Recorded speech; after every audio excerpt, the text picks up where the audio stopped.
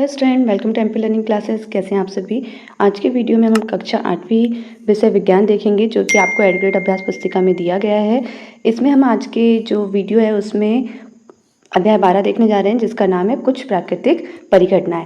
तो आपको प्राकृतिक घटनाएं या प्राकृतिक परिघटनाओं के बारे में जानकारी होगी, जैसे कि इंद्रधनुष का बनना, बाढ़ का आना, गर्जन, ज्वालामुखी, बिजली चमकना, ये सभी क्या है, भूकंप, ये सभी क्या है आपके प्राकृतिक घटनाएं, जो कि आप अपने जीवन में देखेंगे। ठीक है, चलिए फटाफट से देरी ना करते हुए हम अति लघुत्तरीय प्रश्न देखेंगे, जो कि आपको जो खालिस्तान के रूप में पूछा गया है, जिसमें आपको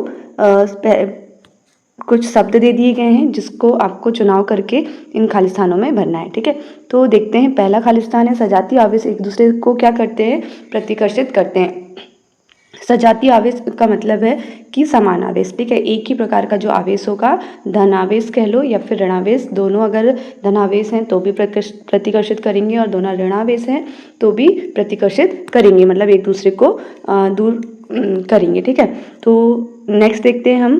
तड़ित चालक किसी भवन को तड़ित से सुरक्षा प्रदान करता है। ठीक है, तड़ित चालक क्या काम है, तड़ित से सुरक्षा करना। तीसरा है पृथ्वी के अचानक कांपने अथवा थरथराने को क्या कहते हैं, भूकंप कहते हैं।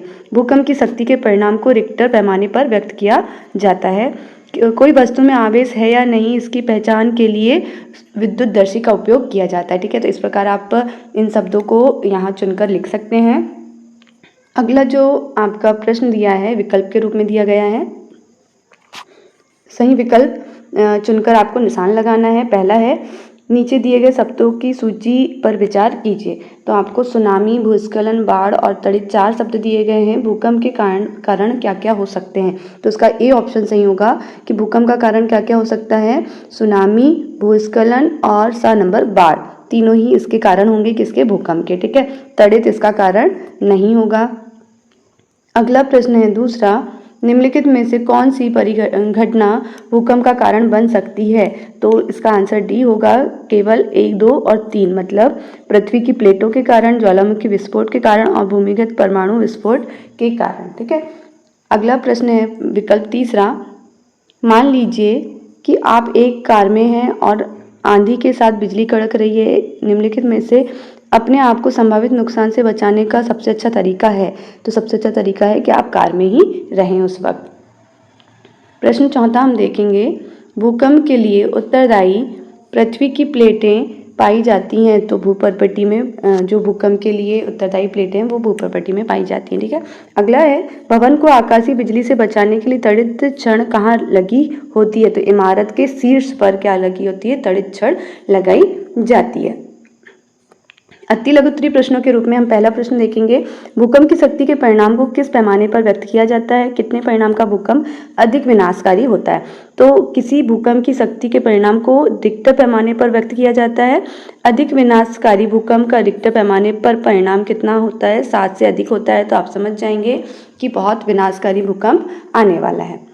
अगला क्वेश्चन है सेकंड नंबर का, तड़ित से अपनी सुरक्षा के उपायों को लिखिए। सुरक्षा के उपाय, गरज सुनते ही किसी सुरक्षित स्थान पर तुरंत पहुंचना चाहिए।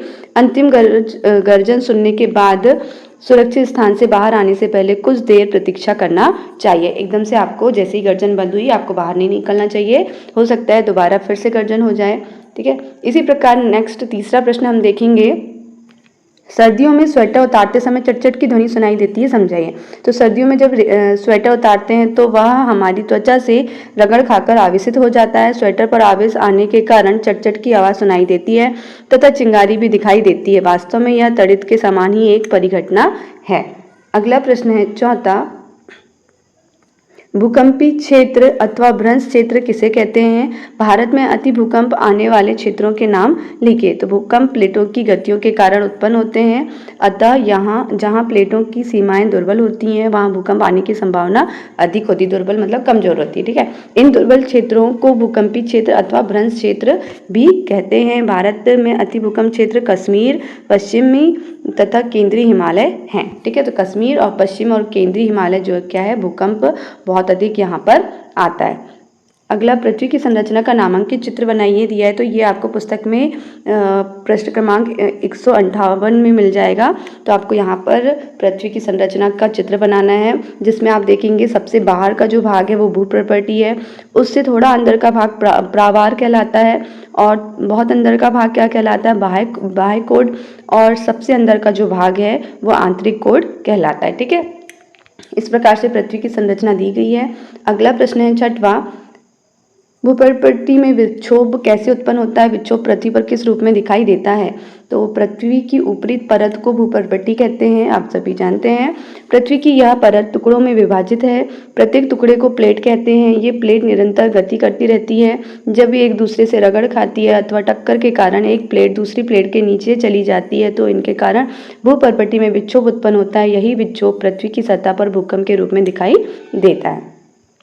अगला प्रश्न देखेंगे हम 7वां, आवेशित गुब्बारा दूसरे आवेशित गुब्बारे को प्रतिकर्षित करता है, जबकि अनावेशित गुब्बारा जिसमें आवेश नहीं है वह अनावेशित गुब्बारा आवेशित गुब्बारे द्वारा आकर्षित किया जाता है। प्रयोग द्वारा समझाइए। ठीक है, तो हम इसका देखेंगे प्रयोग। आवेशित गुब्बारा दूसरे आवेशित गुब्बारे को प्रतिकर्षित करता है, क्योंकि दोनों गुब्बारों पर सजातीय आवेश है, अतः सजातीय आवेश एक दूसरे को प्रतिकर्षित करते हैं, ये हम जान चुके हैं। परंतु आवेशित गुब्बारा अनावेशित गुब्बारे को आकर्षित करता है और अपने आवेश में से कुछ आवेश दूसरे गुब्बारे को दे देता है, इसलिए आवेशित वस्तु अनावेशित वस्तु को आकर्षित करती है। प्रश्न 8वां देखेंगे हम, आवेशों की पहचान करने के लिए आप एक सरल विद्युतदर्शी की रचना किस प्रकार करेंगे? बिंदुवार लिखिए। तो बोतल के मुंह के साइज से कुछ बड़ा गत्ते का टुकड़ा लेंगे, इसमें एक छिद्र बनाकर जिसमें धातु की पेपर क्लिप घुसाई जा सके इतना बड़ा छिद्र करेंगे।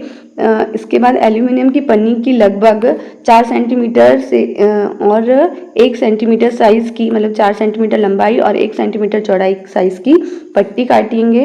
इन्हें पेपर क्लिप पर लटकाइए। गत्ते के ढक्कन में पेपर क्लिप को इस प्रकार घुमाइए कि यह गत्ते के लंबवत रहे। ठीक है, तो इस प्रकार से आपका जो आवेशों की पहचान आप कर सकते हैं। अगला देखते हैं, तड़ित चालक किसे कहते हैं तथा भवन की सुरक्षा किस प्रकार करते हैं? सचित्र समझाइए। ठीक है, तो इसका उत्तर हम देखेंगे। तड़ित चालक एक ऐसी युक्ति है जिसका प्रयोग भवनों को तड़ित से या बिजली से बचाने के लिए किया जाता है। किसी भवन के निर्माण के समय उसकी दीवारों में उस भवन की ऊंचाई से अधिक लंबाई की धातु की छड़ स्थापित कर दी जाती है। इस छड़ का एक सिरा वायु में खुला रखा जाता है तथा दूसरे सिरे को जमीन में काफी गहराई तक दबा देते हैं। धातु की छड़ विद्युत आवेश के जमीन तक पहुंचने के लिए एक सरल पथ प्रदान करती है, तो वह घर क्या होता है? तड़ित से सुरक्षित हो जाता है।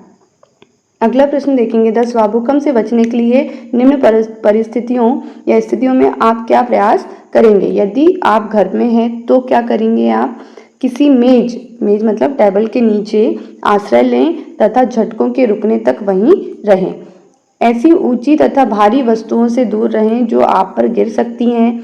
यदि आप बिस्तर पर हैं तो उठें नहीं, अपने सिर को तकिए से बचाव करें। ठीक है, इस प्रकार आप घर पे हैं तो आप सुरक्षा ले सकते हैं। नेक्स्ट ब नंबर का, यदि आप घर से बाहर हैं तो आप क्या करेंगे?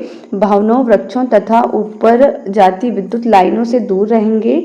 किसी खुले स्थान पर का खोजें एवं धरती पर लेट जाएं। ठीक है, दूसरा है, यदि आप किसी कार अथवा बस में हैं तो बाहर ना निकलें। ड्राइवर से कहें कि वह धीरे धीरे किसी खुले स्थान पर पहुंचे। ठीक है, इस प्रकार आपको बाहर इसका प्रयोग करना है।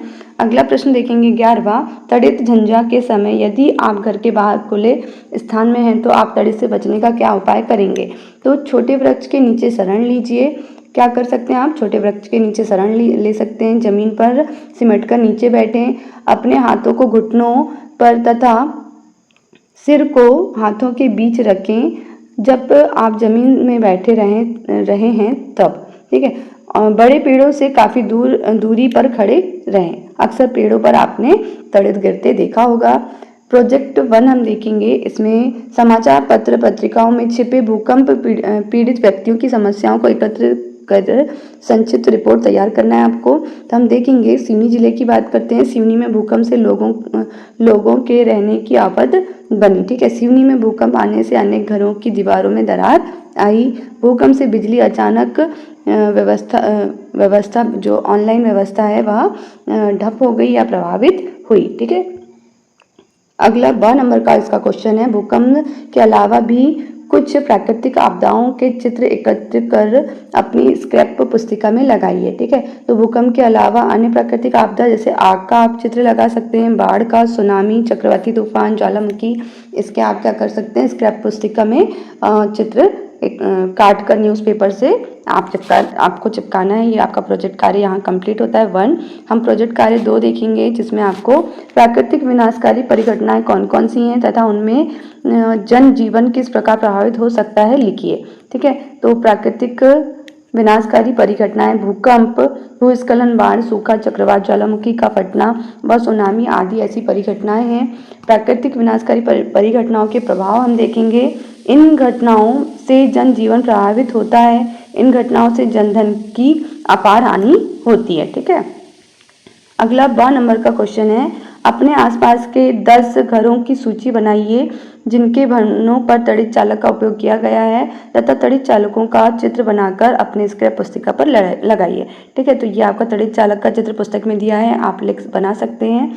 घरों के नाम जिनमें तड़ित चालक लगा है, पहला है मोहनदास चौरे के घर में। आप और भी आपके आसपास जो भी जिनके भी घर हैं जिनके यहाँ तड़ित चालक लगा है आप उनके नाम लिखना है। मेरे पास नाम है रामदास अग्रवाल के घर में, नरेंद्र डहेरिया के घर में, रामेश्वर वर्मा के घर में, राजेंद्र प्रसाद के घर में, महेंद्र प्रताप सिंह के घर में। तो इस प्रकार आपका प्रोजेक्ट कार्य 2 कंप्लीट होता है। वीडियो आपको कैसा लगा प्लीज़ कमेंट बॉक्स में बताइए। वीडियो को लाइक करना, चैनल को सब्सक्राइब करना ना भूलें। मिलते हैं नेक्स्ट वीडियो में नेक्स्ट चैप्टर के साथ। Thanks for watching.